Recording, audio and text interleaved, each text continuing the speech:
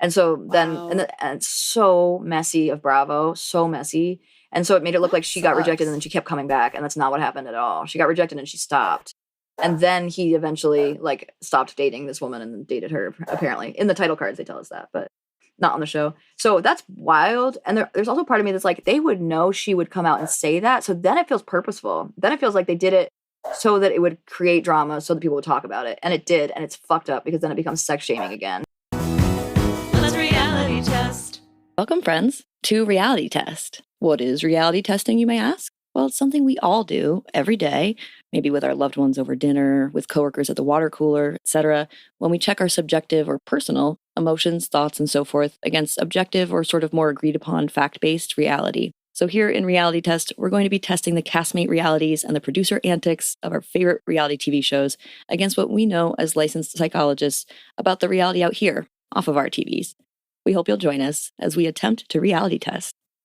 That's it. Thanks, y'all. Now check out our campy theme song. Are you feeling stressed? Your head's all messed? Well, let's forget all the rest. Fuck it, we're blessed. Cause it's time to talk reality test. Come with us. Let's reality test. Welcome to Reality Test. I'm Dr. Ray. And I'm Dr. Kay. Feel free to check in and take a seat wherever you like. We are doing awards. We're going to the award show. It's been too long. It totally has been too long. And I just love it. I like that we're still doing it monthly. This means we'll do it every 4 weeks or so. And it's that time of month for March that we are going to do an award show. We did February and January together. So this is our first actually just doing awards for a single month. We will try, unlike Adrian Brody, to not go on a speech that's all about us for 10 minutes. Cringe. I watched the Oscars, but I didn't watch his speech. But apparently it was so cringe. Like he could have, because they were cutting people off, right? Because it was getting too long. And he was like ignoring the music. And he could have made it about politics with Jewish and Palestinian people in this country right now. But it was just about him and his journey as an actor. And I'm like, come on, man. That is brutal. Cringe. That is brutal. He was even in a Holocaust movie and everything. Like, this is a good time to be talking about that, too. Like, not just that he is himself Jewish, but this is a good time to be able to talk about the movie. I mean, not the movie. In fact, the opposite of the movie. The conflict and what's going on. Yeah. Wow. Socio-political issues. Yeah, it was fascinating. I mean, the movie was good. I would love to hear your thoughts on it. It was bloated AF. It's literally, there's a 15-minute intermission. It's 3.5 hours.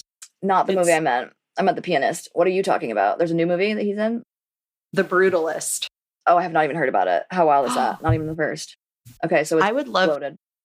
Yes, I'd love to hear your thoughts because most people like the first half better and think the second half sucks. But I found the first half really boring and found the second half really interesting. So I'm like, is this just a me thing? I just felt like there was more, that it was more like psychological to me in the second half. But people were not into it. And I'm like, damn, I really liked that a lot better than that. Maybe it's also that I had more beers. Who knows? You've been drinking longer. And also had the intermission to like reset a little bit versus like when you go into the first half, you didn't know what to expect. So you were excited. So then you were like let down by it being boring. So then in the second half, you had less expectations. So then coming back, it was better.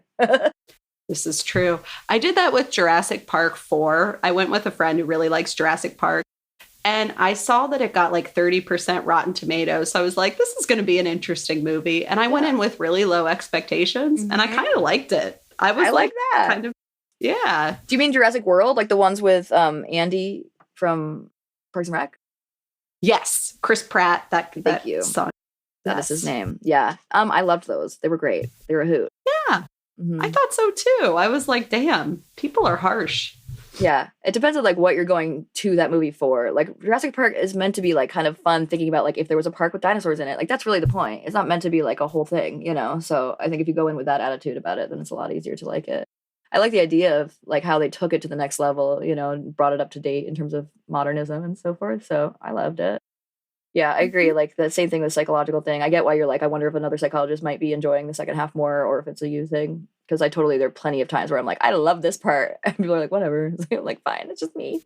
I like knowing about people's like inner psyche, the workings of their psyche. Yes. And the first half was like a lot of architecture. And I was like, snooze. Like, it boring. was like very modernist, concrete. And I was like, oh, this is so fucking boring. Oh, like literally that was those things? Or are you using a metaphor of architecture? No, it was those things. It's about an architect. So it just was like a lot of concrete buildings. And I get it. They were metaphors for other shit. But it was just, I was just like, man, is this how this 3.5 hours is going to be? Because I'm getting a little crispy already. Crispy on this. Yeah, a lot of concrete. See, that's funny because architecture in general is one thing. Like, I think I can get into architecture in a lot of ways, like Gaudi, like some, artistic architecture. But having it all to be modernist and cement is like a little tough to have a whole 3-hour movie about. So, yeah. Oh, I'd love to hear your thoughts. I'm excited. Really, now I want to see it. But I'm only going to watch it at home so I can fast forward if I need to. You might. I would be, yes, we can, maybe we'll do a brutalist pod in the future. That would be a plot twist. You may have heard us complaining, but actually we're now ready to talk about it. Well, it's true. Like, we always talk about things we like mostly. So that's cool. It could be good to like critique a thing we don't like as much. Could be good. Mm-hmm. We need to talk about White Lotus and incest. I saw a podcast call it Chekhov's hand job. And I thought that was really funny. That's so good. That's so good. That was wild stuff. No, that was great. I really love it. I mean, it's like, it's like distressing and so forth too, of course, but I love it. I think it's fun, like, the way that they're totally, each season is totally different. And yet, like, there's this through way, not only of the plot line through way, but like also the way that we're looking at like liberals at their worst or like liberals at the max, and the ways in which their liberalism actually has a limit in terms of like awareness of what they're perpetuating at the same time that they're apparently liberal. I think that's a great sort of plot line or like through way of it. Yes. This is not that time though. I don't need to go into my in-depth thoughts about it yet. I'm excited. We definitely should do a White Lotus. What about check-in? How are you? What's on your heart and mind today, dear Dr. Ray? On my heart and mind is... Pause. Pause. Oh. Sorry. Totally forgot to do the disclaimer. Hello, friends. We are both therapists, and we're psychotherapists, and we have been, and we're licensed doctors and so forth. So we want to just mention that doesn't mean that we're therapists to these people that we're talking about who are, on TV. We don't know them. We've not met them. So we can't assess them or diagnose them. We might talk about diagnosis, but it won't be about like a thing that we know that they have because we don't know. So that is all. Thank you. Continue. Thank you so much. I was just going to say my check-in, I think, is focused on the importance of kind of relationally checking in with a coworker like you and I just did for the last hour and a half. Because I think we were both carrying some stress and it was just really nice. And I feel much better now. So that's lovely. Yes, our friendship is not revolved around talking about work, but sometimes it's nice to just to get it out. Yes. Yeah, it started that way. Like we only had that at first. And I also totally agree. I think we'll make this a joint check-in because I feel the same way. It was 2 weeks from hell. I found out that it was also something was in retrograde or something was happening astrologically. So if y'all had 2 weeks at the like middle-ish of March that were hellish, you were not alone. And hopefully we're on an incline from there. But I will say yes, exactly. So therefore being able to talk about it a little bit with you, especially in the aftermath of it rather than in the depths of it. I just basically was like... I found out that when I'm under like the deepest of stress, I like am funny. Like I like my humor that I already rely on anyway for many things. It definitely comes out like sassy humor, just sort of, mostly at myself where I'm like, yep, of course this is going to happen. Or just like sort of ripping on myself a little bit. But luckily my husband's also really funny. So we'll like riff off each other, just sort of, and that does feel so much better, but I'm also avoiding it hardcore, so it's nice to like in the aftermath, have more reflective thoughts about it to talk about with you.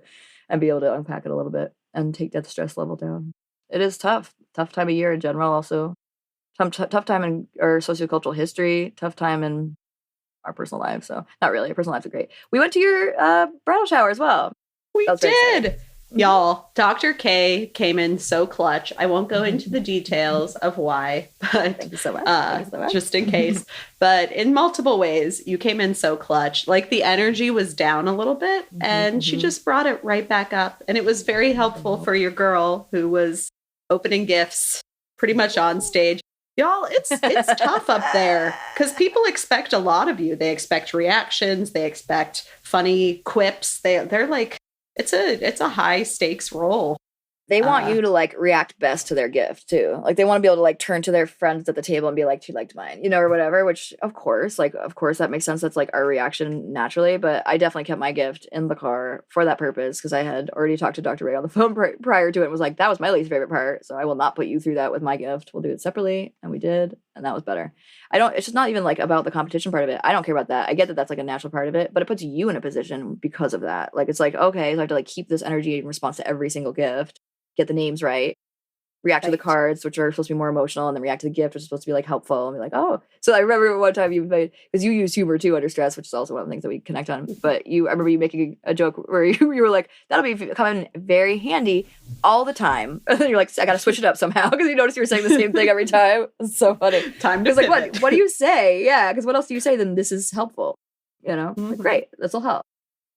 This is great for Connor. Like, that was my bit for a while because he cooks.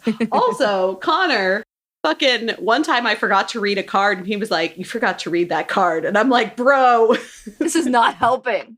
I know, right? Then you still had to read it. I saw that. That's right. I thought you meant like after the fact. He was like, no, you forgot to read this. He, in the moment, was like, here you go. Don't forget this. And you were like, I was trying to like, let that go by.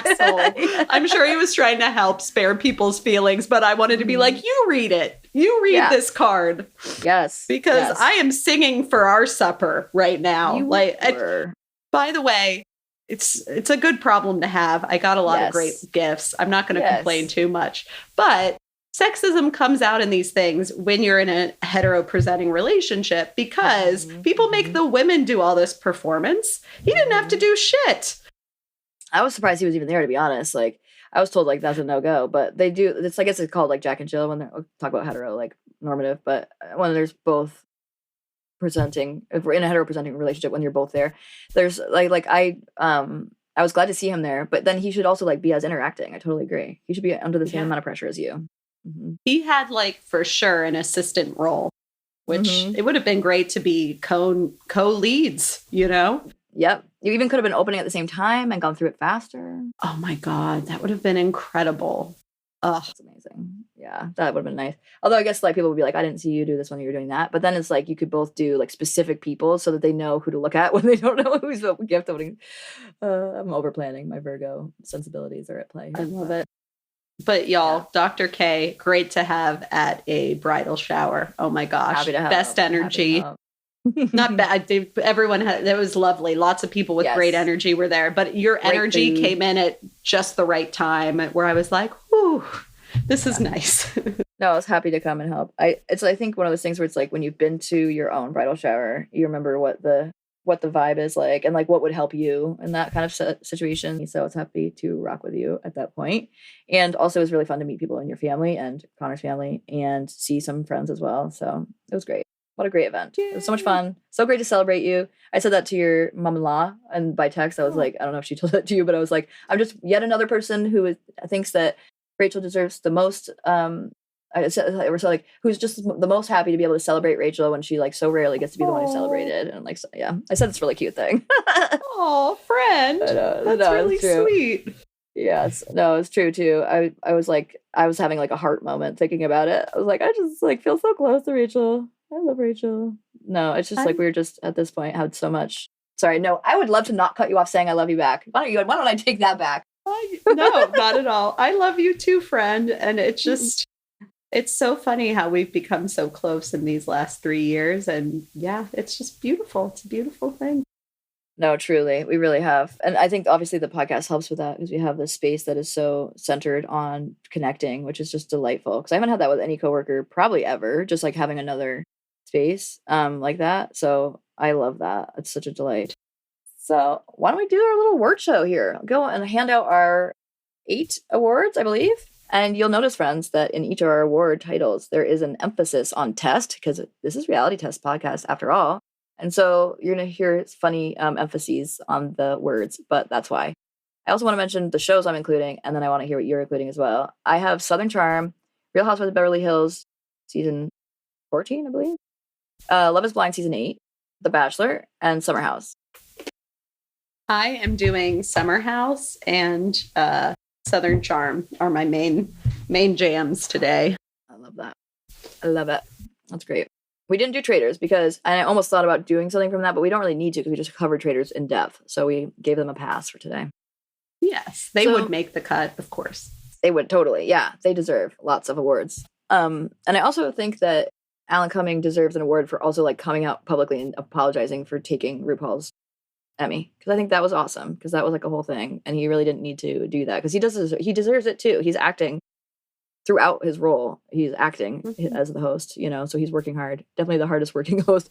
I think it might have been Bananas from The Challenge who came out and said that, but he's like, this is like the hardest working host of anybody I've worked with, because he's actually acting. It's not just like hosting or sort of being yourself. So I really appreciated that point. Very good point. So I have a question for you. Which award would you give, which castmate or moment would you give the award called Protest This Mess?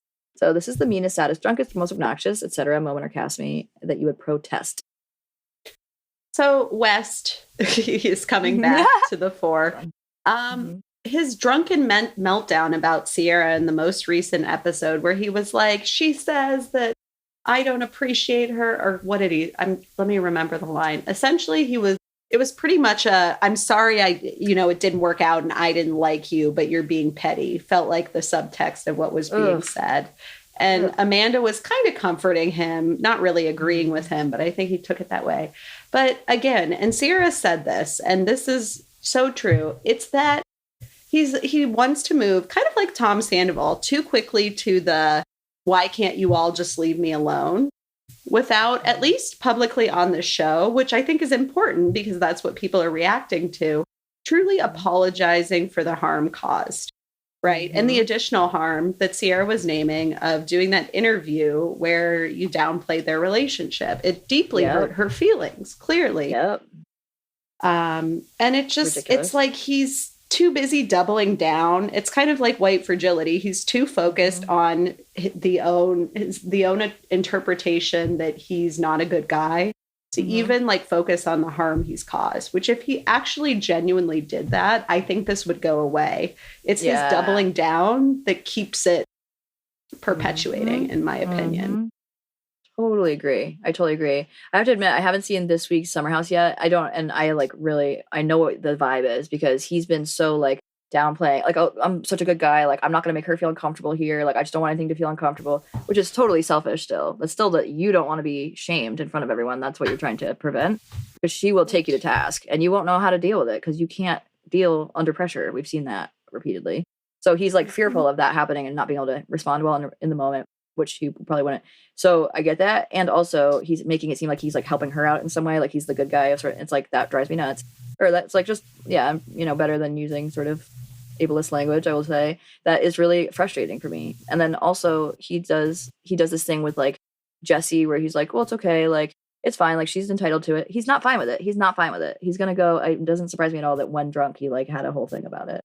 So I think that's good that you're thinking critically about it. I don't like that he thinks Amanda had his back though, because I think she didn't kind of like was that.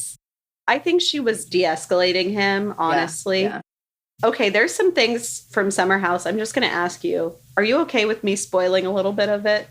Yeah, I still like watching it. It doesn't bother me to know where we're going. Oftentimes I know what happens because of the news. This is such a good episode in one way that I'm like thrilled about, that I will share. Okay, but anyway. I'm excited. Yes. Good. I'm so glad you watched it. We can have that accounted for here. That's so good. It was a good episode. Connor and I were like just cracking the hell up. But anyway, I would love to hear your protest this mess. Okay, so this is also one that you haven't seen yet that you will likely see at some point. It's just Real Housewives of Beverly Hills.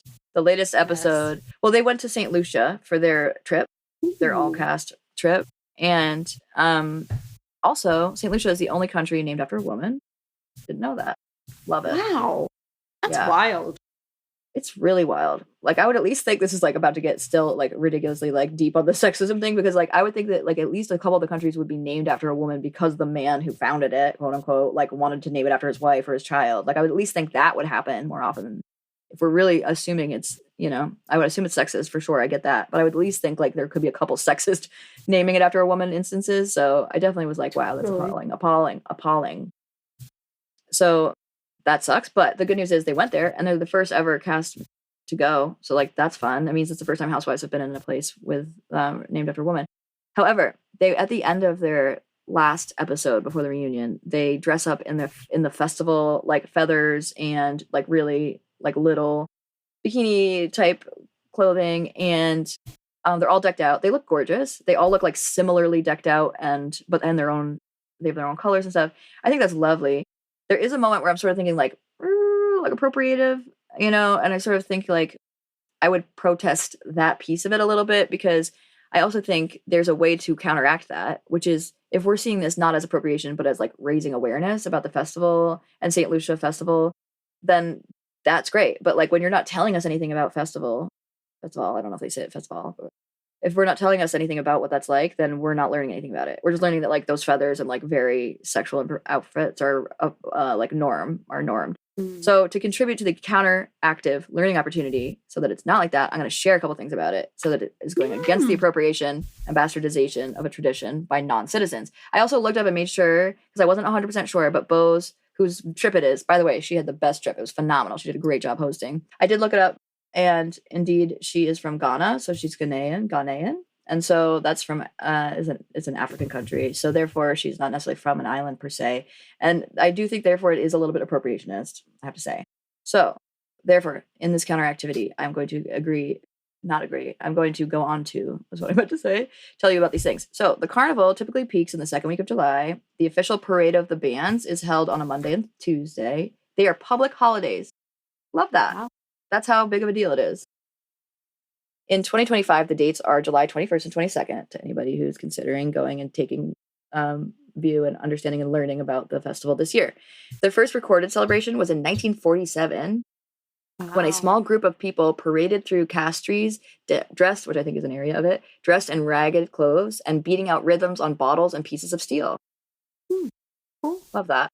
And then the carnival evolved from the island's unique mix, this is cool too, unique mix of Catholic, Caribbean, and African heritage. Oh my gosh, what a cool integration. Right? And that kind of makes sense with the saint of the St. Lucia, because like saints and Catholicism. But that makes, and also it's in the Caribbean. I know they're in the Caribbean because they were in the Caribbean waters. So I love this. Erica at one point jumps into the Caribbean and she's very proudly telling everyone, this is the only water I will jump into. I won't go into because it's warmer. So like I don't go in the Pacific, the Atlantic. I don't go anywhere but the Caribbean. And then she jumps in. It's really cute. That is adorable and bougie. Yeah. Yeah, it's so bougie and privileged and so funny. And also just like adorable the way she's like, nip, nip. Does a little jump in.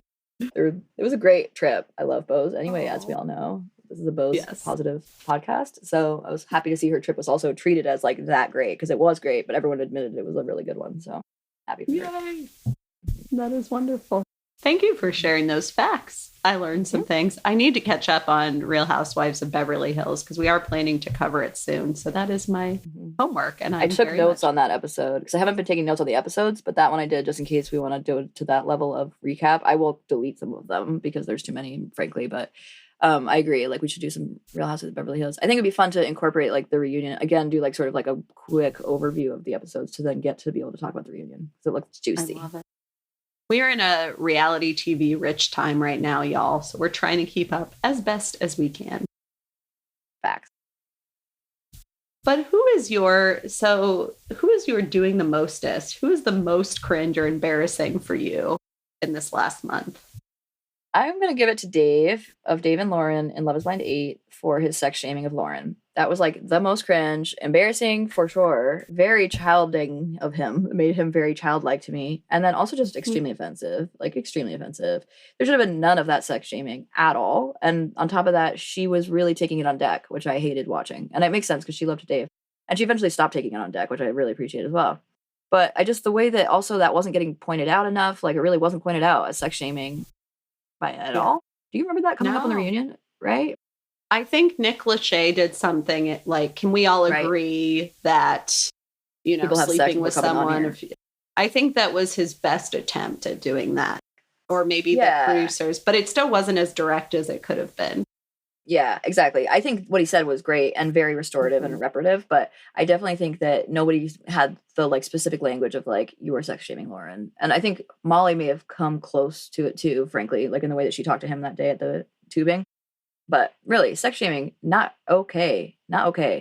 And also, like, what Lauren was so clear about was, like, how it meant to her. She was clear about the facts day in, day out, very clearly. And he kept trying to, like, accuse her of lying somehow. Like, the way he kept kind of coming back to the same story as if, like, he was going to, like, find something out this time that was different.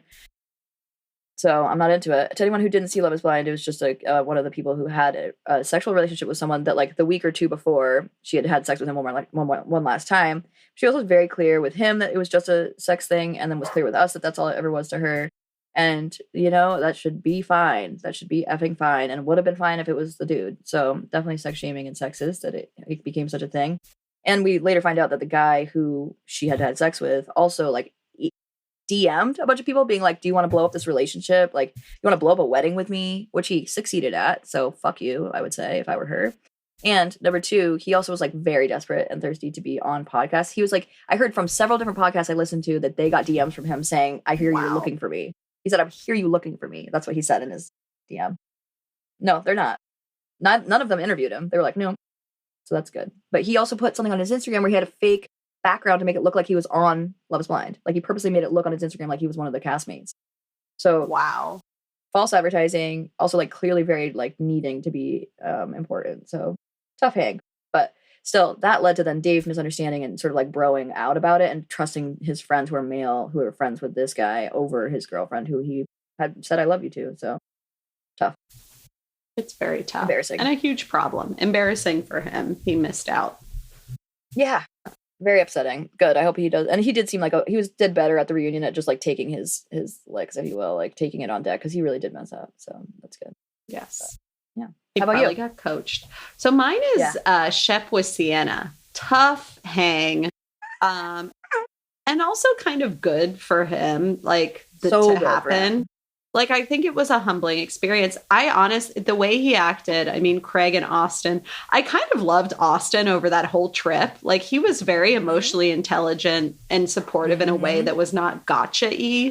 It was kind of lovely. It was a lovely, like, growth moment for Austen. I didn't put him as my growth moment because I'm not that interested in hyping up Austen. But I liked the way he showed up for Shep and for Craig once he knew what the fuck was going on.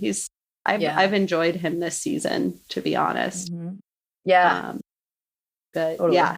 Much better. Much nicer than Craig was being. Totally. Shep was so cringe. She was not reading her cues at all, which were very, like, get the fuck away from me.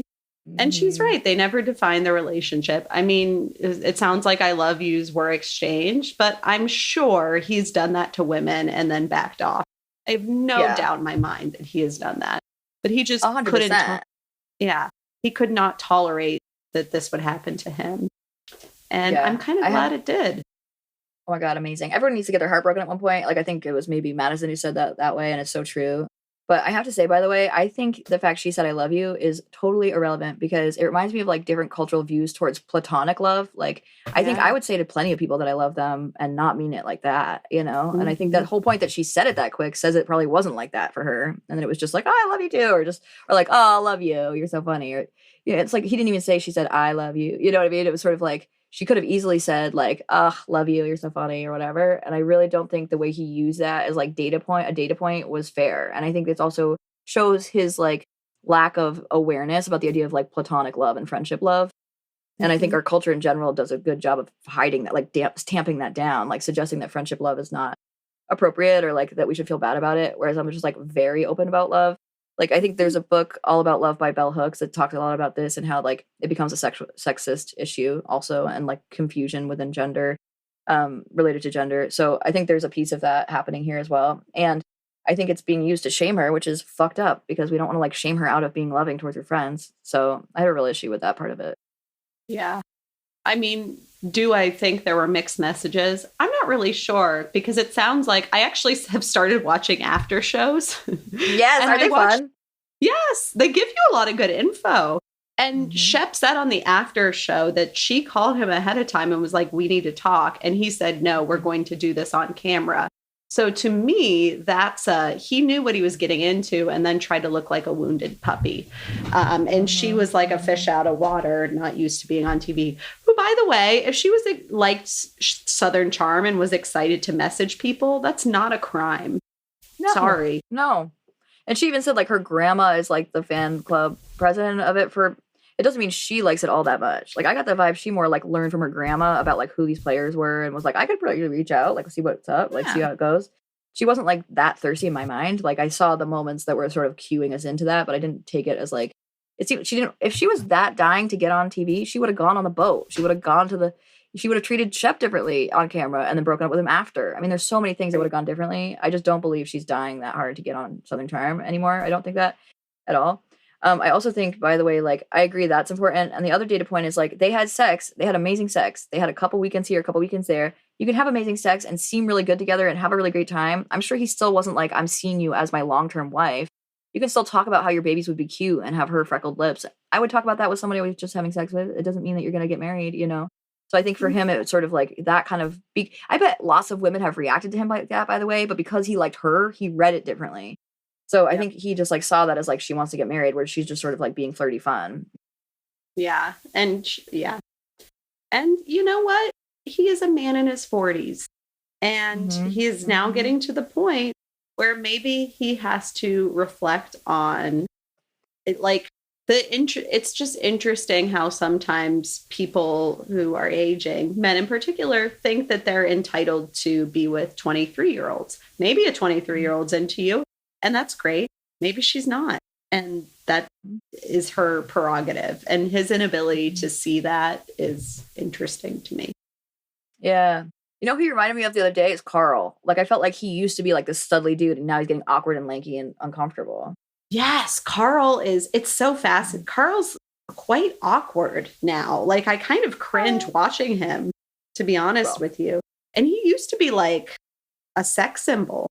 And you know what? Women have to go through that a lot younger, and it happens to men too. It's just kind of a later state. I think probably women in their early 30s go through that, and men, it's the 40s, I would think, is what I'm seeing from these shows. That's a great point. It's a great point. Like, we aren't seen the same anymore when we're not in our 20s and don't have like the perfectly tight body anymore or whatever. And you can still have a great body, but it doesn't look the same, and sort of get treated differently really quickly. That's a great point.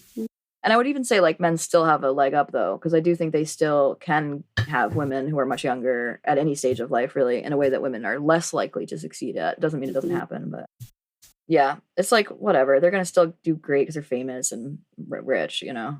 So, but yeah, definitely funny, though, the awkwardness. I think for Carl, it's because he got sober, and Shep has not gotten sober. So I think for Shep, it's more like, it's like he just is realizing there are limits to his prowess. I think. I mean, it's ironic that like the time he falls in love with someone who doesn't love him back is also like right around the time where he now has to start thinking about like long term. Like, it's ironic that that was the time when he went for someone who's so much hotter. You know, it's like, oh, that's what I was gonna say. It's ironic that she didn't love him back the one time he was ready to love, and so like I don't even know if that's anything to do with him being a little bit mushy and therefore icky a little bit. I don't think it is. I think she never did see him like that. I honestly don't think she did, and she didn't know how to like crush his heart a little bit in setting boundaries, but. So I think but if it was also that he was a little ick because he was that forward. I mean, his text messages, I was like, ooh, I would not do well with that. I would not do well with that. No, I would be like, if I was already on the like ambivalent train and someone sent me that text, I would be done. I'd be like, you're icking me out. That's it. Which is also a good point that like even if there were quote unquote mixed messages, it's also fine if she changed her mind. It's also fine if she was like going for him and then he started going a little too hard for her and she was like, yep, this is where I stop. Like, because it's hard to tell someone like you just gave me the ick. Like, that is hard to tell someone. So there is sometimes like an event that might happen where you're like, that's the ick right there. We can't ever come back from it. We are not coming back from it. But like, I also don't want to be a dick. So like, how do I like navigate because like everyone had gotten their tickets for seeing her, you know, and sort of you can feel her shift in her communication with him too. So it was definitely before, but it was after they already had bought their tickets because they'd all made this plan or whatever a long time ago. So I could see her being like, I don't want to like make them all ruin their trip, but like I'll be really clear right before the trip that we're like going to be different. And then when he said no, we'll do it on camera, that's his choice. Yeah, that was his choice to look like an idiot, and he did. Sorry about it. Sure did. How about testing? I know, brutal. So ick. A great example because that really is cringe. How about testing? 1, 2, 3. This is the best production ad. So it could be like music, cinematography, direction. So it's like, or the best or worst producer antic also. Okay, so I'm about to spoil Summer House for you. This was incredible. Okay. Here, I have an idea. You do We were it. You talk about it. I'm gonna take my AirPods out, and you can just do it. Then you riff. I will miss it. I know. I'm like, maybe I'm getting worried. I'm like, maybe I do want to. Now you said it was such a good episode. Yeah, I'm it's just gonna so see your reactions good. and make faces at you, and you just Kate. talk about it, and then you go like this when I can put it back in. It's so good. Okay. I'm so excited. I'm gonna Okay, watch it ready? tonight. Okay, go. Yeah, ready? Go. So Amrul from Summer House has been very open about being ethically non-monogamous and poly. And it is clear that they went to a club, and both Jesse and Amrul met some ladies there and planned to bring them back to the house. Amrul ends up bringing them both back, and it's kind of framed as he's bringing these women back. Then Jesse literally says, I'm going to go check what's going on with Amrul.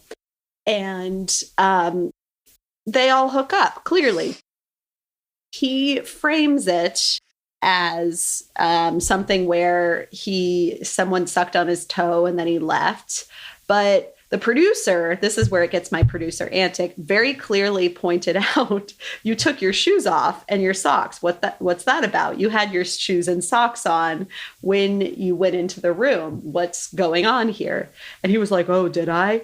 It is clear, y'all, that he's lying and that he didn't want to ruin things with, oh gosh, what's her name? The woman he's dating, whose name I am now forgetting, Lexi, that's it, Lexi, who he's trying to impress and who is moving quicker than he wanted.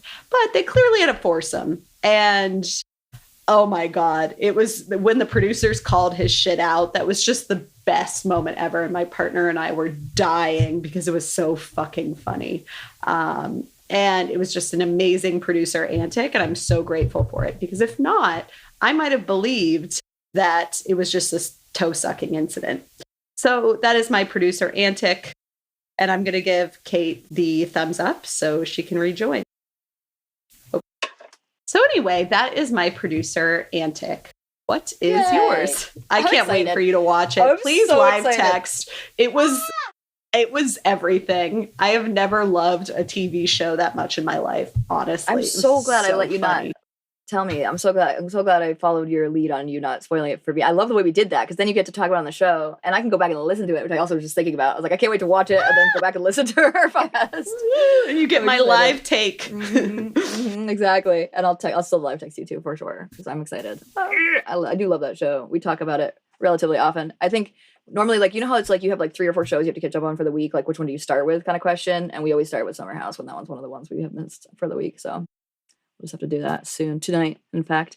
My testing 1, 2, 3 was from also Beverly Hills, similar to the way we both did that earlier, where in this case they did a montage of Sutton. And you know my like beef with the montages on Bravo, I like think sometimes I'm like, ooh, miss the mark, and maybe that's their point, is to be like, is this really that thing? But I think just by doing a montage, it suggests that it is that thing. So I think they have to be careful about doing that, where it's like, well, that doesn't prove the point, because people don't necessarily think critically about the examples. They usually think, oh, this was when she was angry, or like, oh, this was blah blah blah. So in this case, it was like true to form montage. I think they did a great job with it. It was an actual like positive producer antic, a best one, where they did a montage of Sutton being attacked by the other women. And it was a new visual format. Like they had like a clip come to the screen like this. And then after it was done, it would like, she'd stop moving in it. And then they would like put it up here in gray and white. And like another one would come in, and then it would like go up here in gray and white. But it like started like checkering the screen. And it was really cool. I was like, okay, there's like a little bit of fancy footwork here too. A little visual editing going on. I liked that. And then after that scene was done, they go on to doing it. They have Garcelle say to the group, Sutton's not there for this conversation. Garcelle says to the group, I'm not saying she's innocent. And then it goes to montage number 2, which is like all the times Sutton has been an asshole.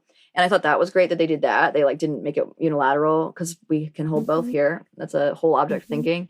And then also I thought that both of the montages were quite long. They had a lot of data points. I also like they did a nice job where like if the data point that was in the first montage had a part where she wasn't great in it, they had that too, so that it would be like matched a little bit from those instances. So I think that was one of the best examples they've had of montages. I'm excited. I need to catch up. It is time. Yeah. It's a great season. Can't wait. Very cool. Well, what about your test results? Holding castmates accountable, reading their results after being tested. Who has shown the most or least growth? So I'm going to give this one to The Bachelor. It's the only Bachelor reference I'm going to make. It's about Grant. So I think Grant had this thing. I don't know if you've been tracking it all. Do you want to know who won? Do you not want to know who won? Are you going to watch it? I can know. I haven't watched it, which is so embarrassing, but I might eventually, but I don't mind it being spoiled. Okay, well, what I'll do is not use their names. So we'll say like final two for the two women at the end. I will say that there were two women at the end. One was a woman that he really seemed to like get along with very well the whole season. Like they seemed like very lovey-dovey. Like he was like really sweet with her right away. The other one is the one that I liked from get-go. And also it seemed like they similarly had a good vibe the whole time. But there was one where it just seemed like that must be what he's going to do. I still, like, given what the recent events were happening in the media, he's come out and had interviews, and they made his like bit that like gets people to keep watching throughout the season was that like he had a hard time deciding. So they made it look like the morning of the engagement, he was saying, I don't know what to do. And so he came out on an interview and said, that's not true. Like, he's like, of course I have to make it salacious, but like, I knew that morning what I was going to do. And so I was sort of thrown by that because I was like, you're like undercutting your own show, like very seriously. Like that's a big deal because that's the big bit they gave, and they never backed off of it. Even after he came out and publicly said that, they still made that the bit. So I was sort of like, that's so weird you would do that. And so I got thinking about it, and I was like, I bet what happened was the woman of the final two who was more insecure is probably the one who won. And then when she was seeing these bits about like, oh, I didn't know who to choose, he felt like I need to come out and like say that's not true. So people aren't like, oh, he didn't really like her that much.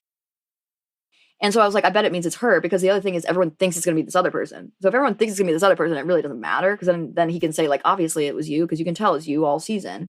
But for the other woman, she's seeing how it looks like it's this other woman all season. So in my mind, I was like, it's definitely her. I know who won. It's definitely this person.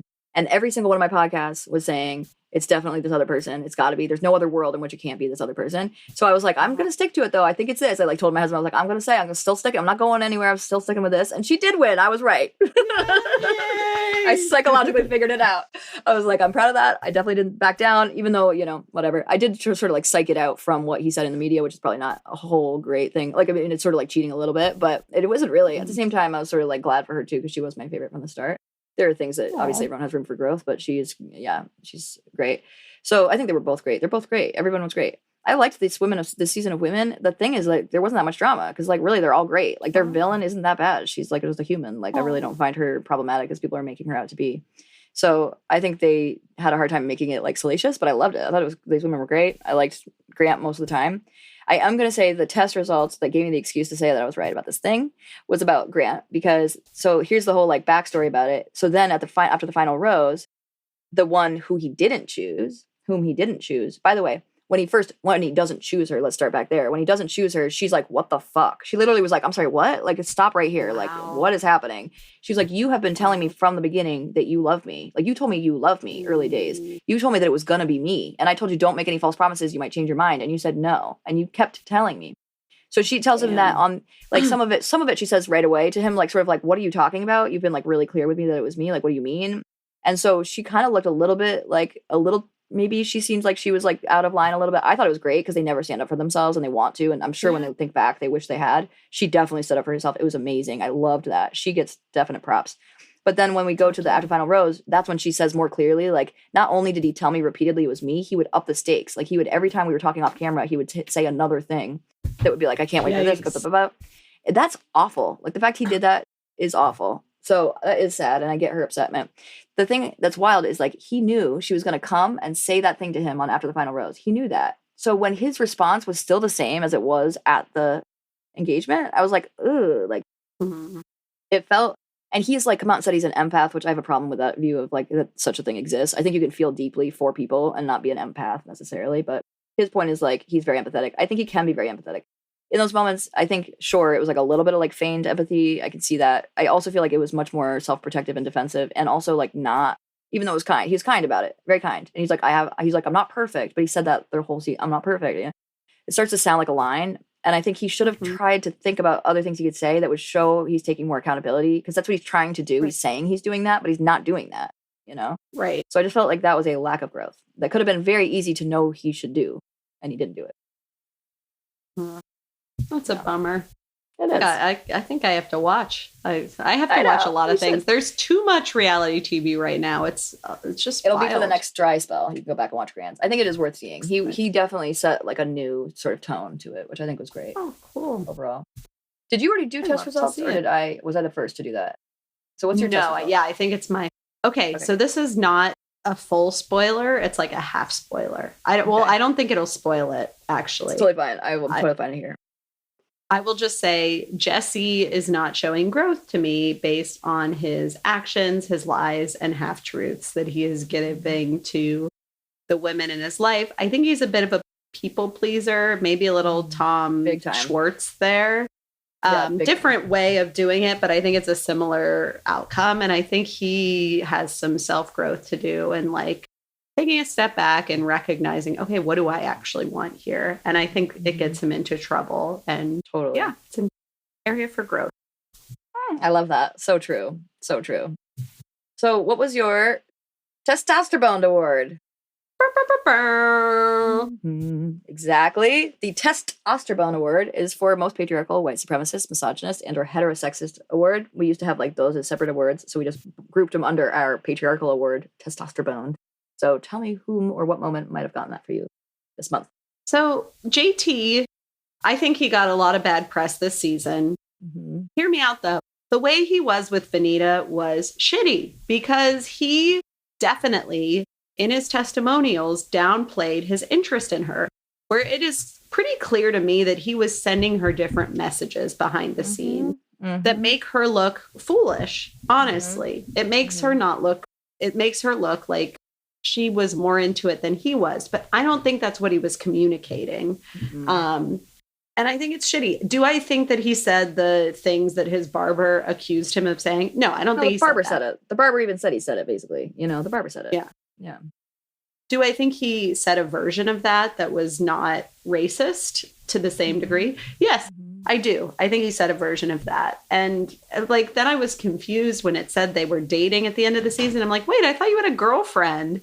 And then he started, like it was really confusing to me.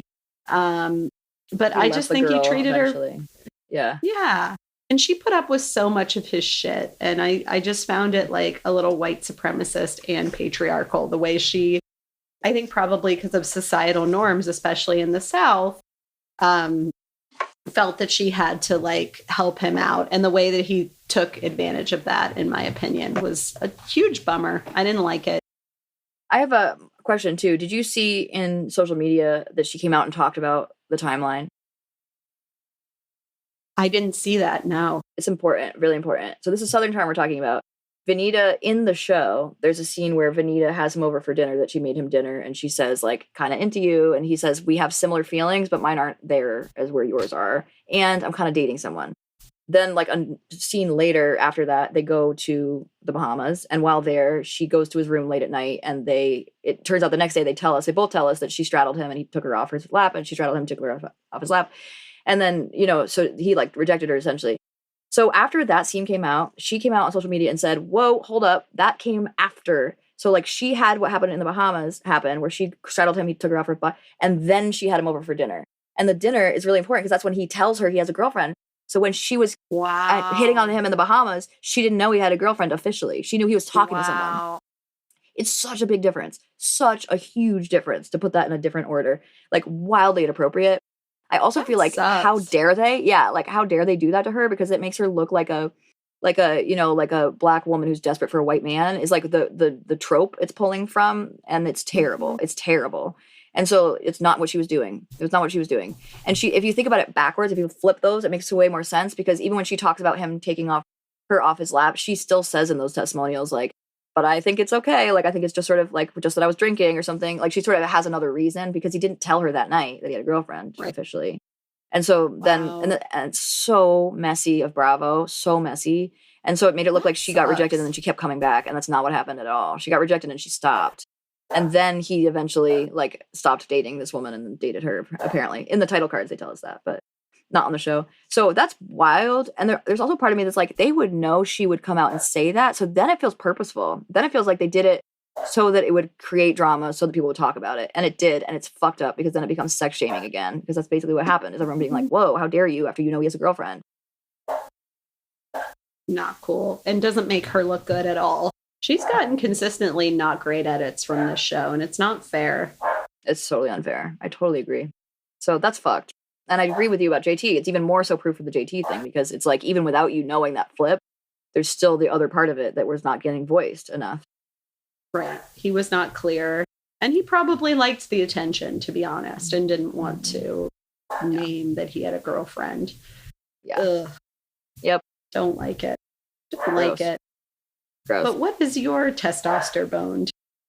Mine is the Kyle and Paige conflict this year on Summer House. Mhm. And just to say that Kyle got mad at Paige for her boyfriend's behavior and her best friend's behavior, which is just wildly inappropriate because it's not like it's her responsibility to like corral them for him. And she does a great job playing the middle a little bit and like letting people voice it to her, but not like taking sides. And her boyfriend and her best friend know that. They're not pushing her to do anything about Kyle, but Kyle was like sort of pushing her to like make a decision. At one point, he even said that to the camera, like, at some point, she just needs to make a choice. What do you mean? She's not going to make a choice of you over her best friend and boyfriend? You think she's going to break up with her boyfriend and her best? She has a podcast with her best friend that is going like on a tour across the country. She's not going to take your side. That was like so like missed the mark.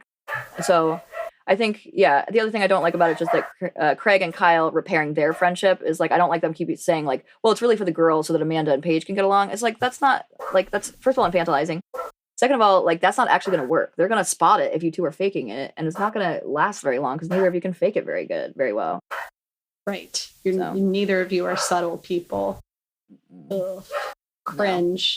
No. Mm-hmm. Yeah, I agree. I feel bad for Paige because that was not her fight to fight with Kyle, and he was really rude to her. Yeah, I was glad she stood up for herself, but yeah, it really wasn't hers to fight. And she definitely came around about it quickly. I think for the betterment of the group, which again is that sort of sexist stuff where it's like really a woman's like quote unquote job to like fix the relational energy in the room so that everyone's happy again. I hate that. And the men just get to have little tantrums. Truly.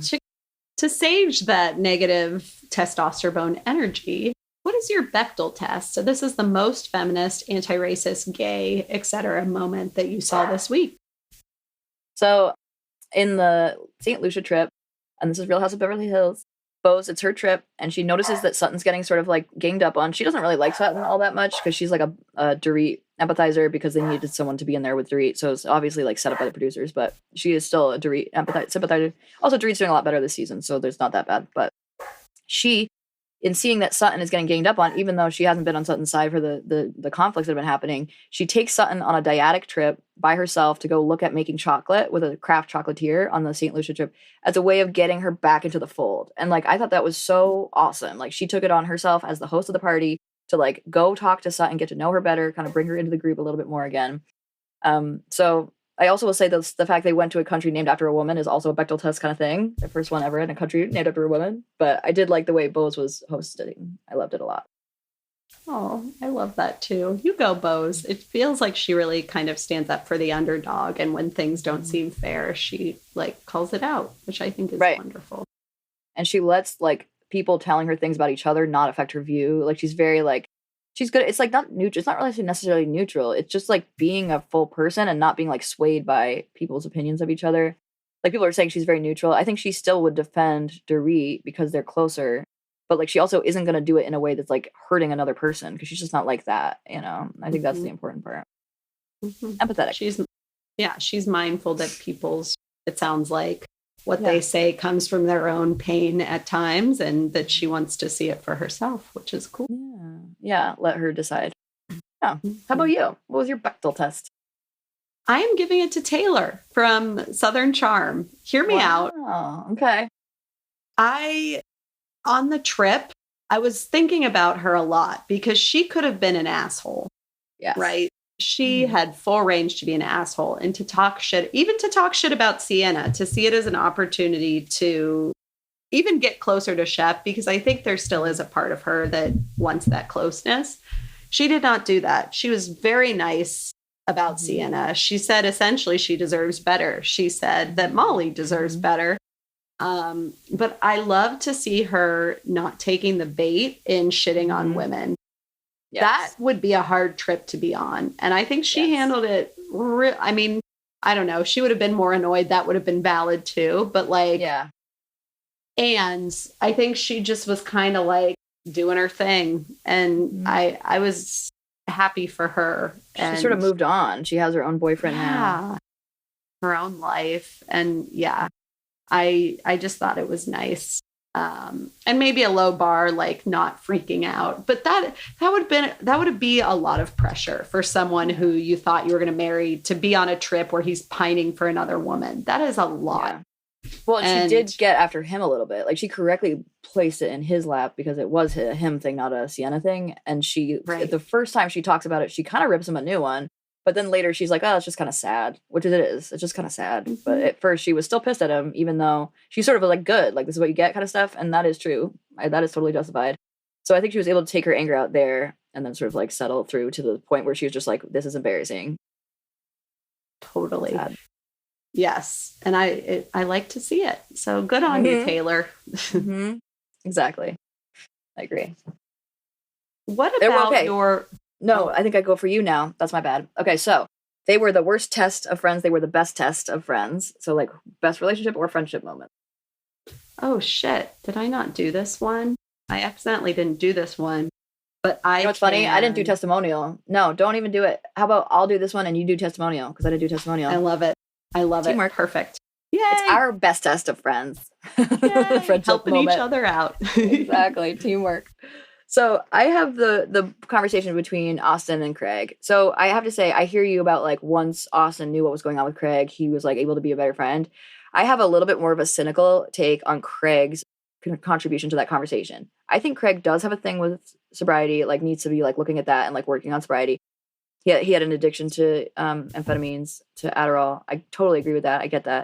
I also think he very clearly in that moment like needed a thing to like put his hat on to like, get Austen to see it as like not about Austen. And you can see it in his face. Like he's like looking for a thing and he's like, well, that's like what addicts do. And then you sort of see him like kind of freak out a little bit. He later was like, well, of course I freaked out because I was like first time using that word. I also totally get that. That is very possible and realistic and possible. But then he even like, as he's like sort of crying, he's like, look, you can see it in my face. Like, this is real. Like he's defending that it's real because it's not real. You know, it's like, and it's not that it's not real in general. It's totally real, but it wasn't the reason. And it really wasn't. It's like clearly was not the reason. And it's okay that there was like, he didn't want to go to bars and like maybe even because he didn't want to drink. That's totally fine too. But I don't think he'd ever thought that was like why he and Austen had a riff, because that wouldn't be the thing that's not what it would look like. The way that their riff went is not how that would look. If that were just that he didn't want to drink with him, he would find other ways to include him and get him in the mix. Like, because he would know he doesn't want to lose the friendship just because he doesn't want to drink with him. Or he would have said that to us and he didn't. Just the whole thing. I think Craig pulled from like a piece of what was happening that probably was happening, but that he wasn't thinking of as happening. Pulled from it was like, wow, actually, like, to be fair, like now that I think about it, he was still drinking on that trip a little bit. You know, it's like, So there's ways in which I think it's like a little bit more complicated than he wanted it to be like very simply like clear cut, bop, bop, bop, bop. And then Austen was very able to like take it clear cut, bop, bop, bop. But I just think it's more complicated than that. And I felt like Craig was pulling for something. His like lawyer hat was in play and he was like pulling for a thing to like give it. And like whatever, it worked, frankly. So I do think that they're in a good place of their friendship. I love that. That is great. So I'm going to still give them the best friendship, not worst test. But I did think that moment was like a little bit more complicated than it kind of seemed like it was in the moment. And maybe as you're saying, because I think I had that reaction too, but then I was like, maybe this is my own internalized bias about what an addict looks like that Austen's saying. But I think you're right. I think Craig, I mean, we see it again and again. Craig is a very black and white thinker, and you're either with me or you're not with me. He's very quick to call people or to shut people out in a way that's pretty harsh at times. Exactly. And I also think it's like his addict. We saw him as an addict already, so it wouldn't have been that hard to tell Austen like, I'm just worried about drinking getting out of hand.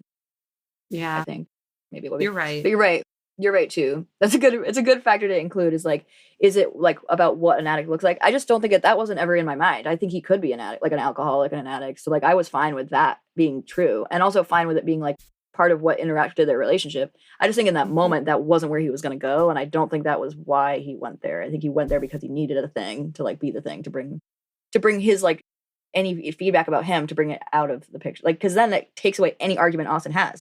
Like he basically took him down at the knees, and given that he's trying to be a lawyer, like that's what he's being trained to do, is like how do you discredit someone's view? And so it felt too like, you know, manipulative a little bit, but like not in like not even in a purposeful way. I just think it was like a sudden like worried about that type of thing. So yeah, I agree. It could be sort of that. There could be still parts of it that are like, what does an addict look like? I think it's true. I think it's possibly totally fair that he's an alcoholic and he's working not to be an alcoholic. He's doing a great job of harm reduction drinking. That's amazing. Yeah. And I also think I agree that that's only part of it, because I do think I still thought that was just the moment of it felt different to me than that. And again, could be true. I just think how he used it was interesting. Yes, and probably not true fully. Oh, fascinating. Not the whole picture. Yeah. Yes. Oh, what was I going to say? Damn. I don't remember, but it pretty much just agreeing with what you said. No, it's not your fault. None at all. It's just my brain. You had started with, I was thinking it was the internalized thing, but you're right, because we both said you're right, so that I spoke over you on the next part, but it was right after you said, but you're right, if that helps. No, maybe I'll come to it, because actually mine is I appreciated Craig actually talking more about his addiction. That's my testimonial. Because I learned about him, and maybe he shared because he had a slight crocodile tear moment with Austen. Exactly. Put him in the position to have to, but still. And also, he has alluded to this in the past. He has said that he had to cut back on his drinking. So it's not like it was a total surprise. We knew that is what happened. Right. But maybe it's the first time he opened up about the Adderall addiction, which was real and is real. I don't think so. I think we knew that too. I think that was like a thing. Yeah. I know maybe it's Austen knew. Oh, but you're saying to the camera, right? You're saying to the camera for sure. Okay. Yeah. But no, you're right. I think we knew. We knew. Yeah, I think we all knew. I like vaguely remember that, so I think we must have. But then I was like, is that those false memories? Because you never know. But yeah. Still, like, he still was opening up in a way that was like more direct than like, I'm cutting back on my drinking. So there's that piece of it. I do think he like put himself in a corner where he like then had to like be really clear about like how bad it is, you know? Yeah, that's true. And then Paige backed him up, which was nice of her. And yeah, who knows? She did in the public more than on the show, right? Like, I felt like on the show, she was sort of like, yeah. But like out in public, she was like, I'm glad that, oh no, that's Brittany. I'm not even talking about her. I'm talking about Brittany and Jack. Where Brittany was like, I'm glad he's talking about it so I can talk about it.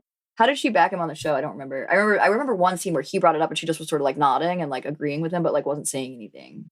So what were you thinking? I think she added she said like, I think we grew up in a time where addiction looked like a very specific way, and it can look all types of way. You didn't drink every day, but you had a serious problem. And then he kind of said, yeah. Oh, sorry. Go ahead. No. You finish first. I'm so sorry. No, you're fine. And then what did he say? He said he wouldn't do it for her, but the number one reason in his phone was Paige. I think he might have said that to the testimonial, which I think is true. I think he took it a step too far, and we saw the ways in which his drinking, and probably combined with Adderall use, he could be a bit of an asshole sometimes. Absolutely. And still is. Like when he was rude to people on Summer House, it was clearly because he was drinking. I mean, he just like can be a twat a little bit. Like, I guess that's really a sexist term too, but he can be a jerk. And like, I really felt like every time he does that kind of mouth thing off at people, it's clear he's drinking. Because when he's not like that at all. And I really like his sober way of being in the world. So I get why that would be something he's trying to avoid, is like saying those things that are so nasty. I also think like, when she said that, I was like, that's a very good choice of a sentence to say, because she didn't agree he was like that. She said people have this view, like our generation has this view. And so it was like a very chosen sentence, I thought, like that didn't admit she's seen him like that. And like, in fact, she's saying, you don't look like an alcoholic, you don't drink every day, but like, sure, you absolutely could be an addict, Like, so it's sort of saying like, it's almost like a way of defending. If anyone was like, you don't seem like that, we've seen you for years and you don't drink half the week, she could be like, well, then that's like the reason why. So like, and there's no way she wouldn't back him if he was like, I said this to Austen, so like, just, we're going to have a conversation about it in the kitchen tomorrow or whatever. And she could say, I could say this. So that's my cynical part, I have to admit. But like, I did feel like her backing him was a very specific way of backing him that wasn't quite. Like, if you think about the Jax-Brittany thing, when Jax came out about having cocaine addiction, Brittany was like, I'm so glad he's talking about it because now I can talk about how hard it's been and how traumatizing it's been. And she said nothing like that. Like, not even close. Like, she wasn't like, I'm glad he's talking about it so people can help. Nothing that I saw or remember, at least. But yeah. So, I don't know. It just, to me, it still feels a little bit something about it. But definitely a cynical part of me. It's all at play. Austen has alluded to Craig being image conscious, and I think he is. I think that's true. They all are and have to be, How could they not be? And and I think Paige helped him get his shit together, and now she's done, which is fair enough. He does seem like a very sweet person at times, but he seems like he can be very difficult too. I I do think it's the sobriety thing. Like, I think he talks a lot about himself. I don't think he makes a lot of room for Paige. I think in their relationship, I get the sense he's like taking a lot of space up. I think that's sort of the deal. He's happy talking a lot, happy to hear his own voice. He doesn't really make room for her opinion as much. And she has to sort of take up space, which is good. She does that a little bit. But there are other times where I'm like, why aren't you saying something right now a little bit? You know, I'm just sort of like, that doesn't feel like that's what she wanted to do in that moment or whatever. So I feel like that happened in Summer House actually 2 episodes ago, where I was like, she's telling us that she doesn't like he's doing that, but she's letting him do it right in front of her. Sort of Right. not, you know, not that she's letting him, but she's seeing him do it too. So it's tough. That's tough. I think there's a lot going on in their dynamic. But yeah, definitely the other thing is like binging, right? So it's like, I think he's like a binger. I get the sense of like on Summer House and so forth back in the day and on Winter House. And that would be when he was really messy. But he's mean when he just has 1 or 2 drinks. And so like I do think even if he's not an alcoholic, he still has these like parts of himself when he is not sober that are mean enough that he should probably figure out a way to deal with those parts of himself and his psyche before he goes back to using substances at all, any kind of it. I agree. He gets really kind of bratty, honestly. He's kind of a brat. He's very childlike. Early teenager years. What a delight. I'm so glad we got to visit all these shows at once. Yes, it was so fun. I love the awards shows. They're fun. Me too. They're great. And we took up a good amount of time. So, you know, we like put in the work, but it wasn't 2 hours or whatever that one we did before was. Yay. So that's good. We did it. So come check us out, friends, you know, like patreon.com/realiTest. You can also do @realiTest in the search bar. And we're also on Instagram at Dr. Kpods and Dr. Raypods, and on TikTok at Dr.realiTV, or DR for doctor. Then you can also find us on YouTube at realiTestPod, and that's our channel. That has some things on it. That's where the Alan Supercut is right now, the longer, full version of it, but I put a short version on there as well. But I'm going to put that on eventually on Instagram too. And TikTok, I like it. It's fun. I like watching it, even though I made it. And then there is also one more thing. Email, realitycheckpodding, PODDING @gmail.com. And please rate, review, and subscribe and tell all your friends about us. And join us on Patreon. Please. It's $5 for everybody, $5 per month. And you'll probably get a free one if you come join, because there's not really like a whole lot of competition for our free awards we're giving out for that, or free memberships for a year that we're giving out. So get a whole membership for free. Fuck it, try it out. Yeah. And we'll see you next session. Bye, friends.